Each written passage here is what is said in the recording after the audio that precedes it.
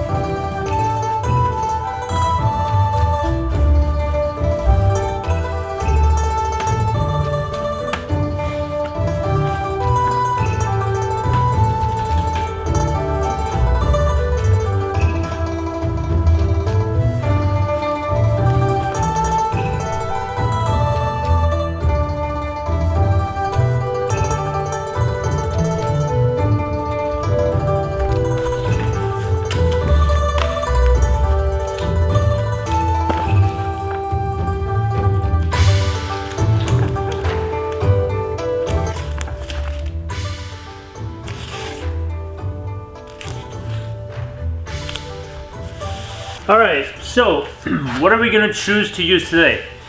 I've done NSXs in the past, and what I know about them is that they're generally pretty easy to correct. The one thing that I do need to know, however, is how much paint do I have. So I am going to go measure everything around because I want to know an average of where I'm sitting. But I'm going to go for, and right off the bat, okay, I'm going to use a Roops 21, and I'm going to go with a microfiber pad to cut, because I know these do the job. Now when I use these, I like to go at a high speed. I go all the way up to 6, and I go full throttle, okay? And I'm going to come back with, this is a pad from, I believe, Oberg. It's a little bit dirty, but it's clean. It just has a little bit of black on there from the old car. But this is somewhat, I'd say, a semi-firm pad. And I'm going to actually polish with Oberg's polish. But I am going to cut using Meguiar's 110 because this hood, I believe, and this car as a whole, I think needs a little bit of the aggressiveness that I'm going to get out of that Meguiar's product. So that's what we're going to try. I'm going to do a test panel on there, and we're just going to see, does it bring me to a result which I'm happy with.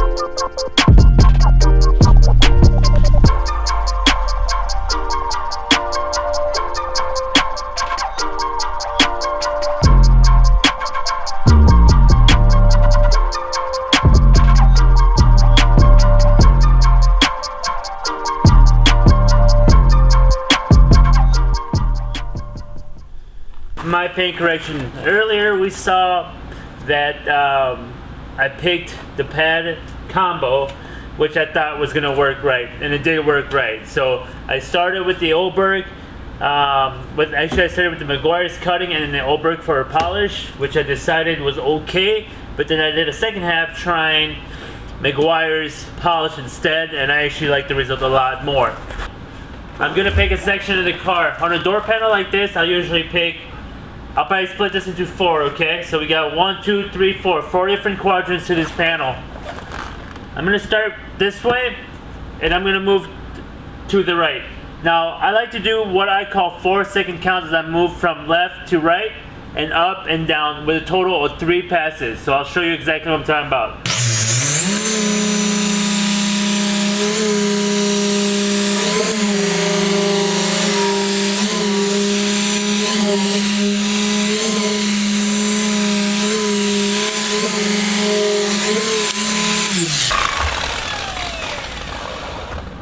So what I did there was 4-second passes. So essentially I'm going 1 1000, 2 1000, 3 1000, 4 1000.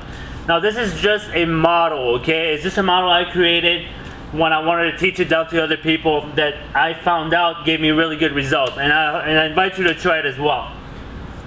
Now there are differences. When I work, because I've been doing it for a little while, I kind of go by the feel, I go by what I'm seeing, and I address it as I see.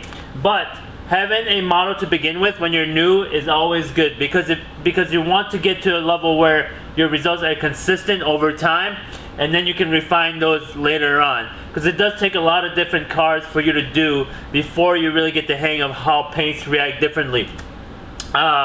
Also, I was on speed 6 here, which is 4,700 RPM, which is the max this machine will do.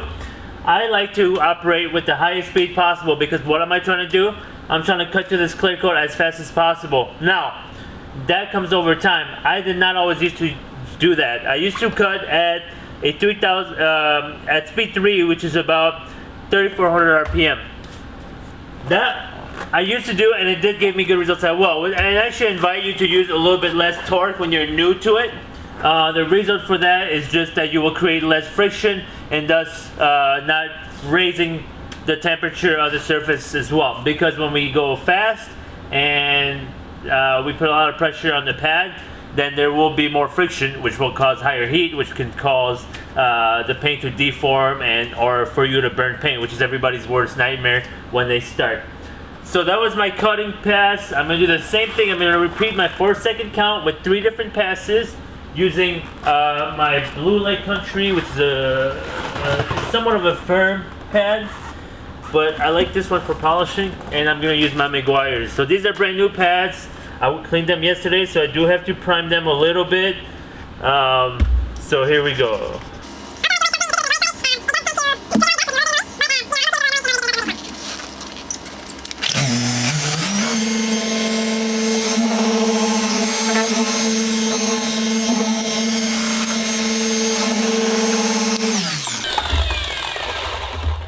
Okay, another thing I want to talk about too real quick is when I cut, I do like to apply pressure on my machine. Now there is one thing, these are dual orbital machines, therefore it needs to spin as well as oscillate on its axis.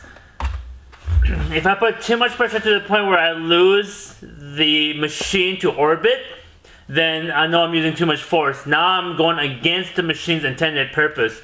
So I still want to respect the orbiting of the machine, but I do like to apply pressure myself. Now there's one thing that you do have to worry about, and then, like I said, it's the heat that you're creating on the paint, and then the accidental paint burn. Now what I invite you to do too is, if you can find a paint panel like a hood, a fender, anything from like an auto body shop or even a junkyard, take your stuff, your tools, and really work on burning the paint. And when you burn the paint enough time, you will start to understand how long it takes before the paint burns, and also just how much pressure you have to apply. Now, also always remember that every single car is different. Every paint is different. They can be single stage, 2-stage, could be 20 years old, 10 years old, could be black, could be white, could be orange, could be blue, could be red. So all those things are factors. So I'll do the same thing I just did here. I stopped a little short, so I'm going to do this side here. And just kind of pay attention to what I'm doing.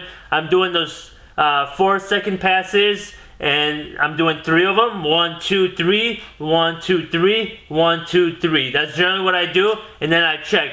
Usually, if you stick to that model, you'll be able to get a really good result, and then you can always come refine. I like to refine in the moment, so that when I move panel, it's over. I'm on to the next, but it'll get you to a good place. Also, these pads, you do have to blow them out. You do have to clean them out, just so that they stay nice and fresh for each cut, so that they stay effective. Now, I'll usually do 2 of these, and then I'll usually use my air compressor, which is what I have laying over there, and I'll use that to blow out. So let's do a little more of this car, so you can just see how I go about doing this.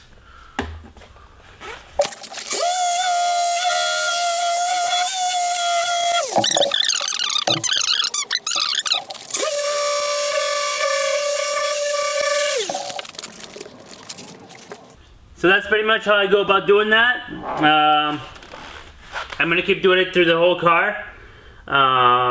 This paint it has been repainted from what I saw. And we're only bringing it down to a 2-stage paint correction, okay? Which is going to make us have a really, really clean car. Now, perfection on paint is different. Perfection means you're gonna bust out some sandpaper and you're gonna foul this paint down till it's so even, so crisp that when you buff and polish it, the reflection will be mirror-like. There will be very little to zero defects on the paint. No pitting, no dirt nibs, nothing like that. That's perfection. For 95% of the people, I'd say even 99% of the people, a two-stage paint correction done by somebody who knows what they're doing, once you're skilled and you do it well, the car's gonna be a night and day difference. I've never had anybody really say, wow, it doesn't look beautiful. Now there are people out there who do detail and wet sand to perfection. That is something that I can do as well, but that's a whole different detail and that's a whole different subject of itself. So yeah, I'll keep going through this car and then I can finally get to ceramic coating it. So I hope you're learning something. I hope that my method kind of makes sense to you. And let's keep going.